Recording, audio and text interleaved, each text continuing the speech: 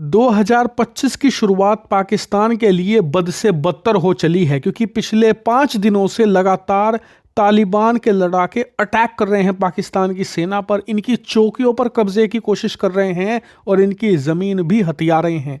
इसके अलावा इसमें कई पाकिस्तान के सैनिक भी मारे गए हैं। लेकिन जहां एक तरफ इन दोनों की लड़ाई चल रही है, वहीं पाकिस्तान के लिए एक और मोर्चा खुलता दिख रहा है, वो है बलूचिस्तान का मोर्चा। आप अपने स्क्रीन पर देखिए, रिपोर्ट्स निकलकर सामने ये आ रही है कि बलूचों ने मौके की नज़ाकत को समझते हुए पाकिस्तान की सेना के खिलाफ अटैक करने शुरू कर दिए हैं, जिसमें से एक अटैक आज ही हुआ है, जिसमें रिपोर्ट्स बताती हैं कि कम से कम 13 पाकिस्तानी सैनिक मारे जा चुके हैं और पाकिस्तान की सेना इसे कवर अप करने में लगी पड़ी है, क्योंकि वो दिखाना नहीं चाहती दुनिया को कि पाकिस्तान घिर चुका है तीनों तरफ से। एक तरफ भारत, दूसरी तरफ अफगानिस्तान और तीसरी तरफ उसका घरेलू मोर्चा बलूचिस्तान का। लेकिन दुनिया इस पर बात खूब कर रही है। आप अपने स्क्रीन पर देखिए, ये ABC है, इसके अलावा ये वॉशिंगटन पोस्ट है, न्यूयॉर्क टाइम्स है।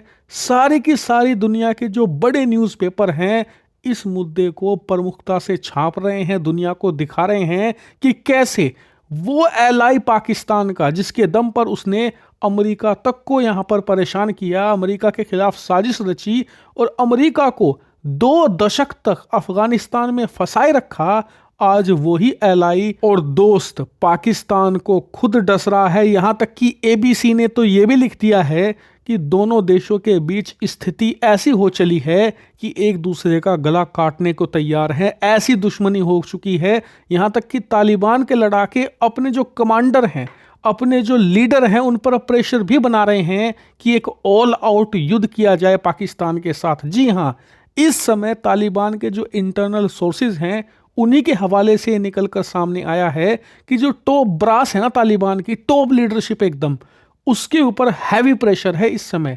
जो तालिबान के लड़ाके हैं वो, तालिबान के जो छोटे छोटे कमांडर हैं वो, सब मिलकर कलेक्टिवली एक प्रेशर बिल्डअप कर रहे हैं, एक माहौल बना रहे हैं पाकिस्तान के खिलाफ युद्ध का, जो कि पाकिस्तान के लिए बद से बदतर स्थिति है। क्योंकि ये बात आप जान लीजिए, पाकिस्तान का अगर युद्ध होता है ना तालिबान के साथ, तो हार जीत का तो पता नहीं, ये बात निश्चित है कि पाकिस्तान एक बहुत ही ज़्यादा बुरा वक्त देखेगा, पाकिस्तान की हालत बहुत ही ज़्यादा बदतर हो जाएगी, ये बात निश्चित है। हार जीत का कुछ नहीं पता, कौन जीतेगा कौन हारेगा, लेकिन पाकिस्तान सीरिया से भी बदतर बन जाएगा, ये बात आप सभी जानते हैं कि निश्चित है।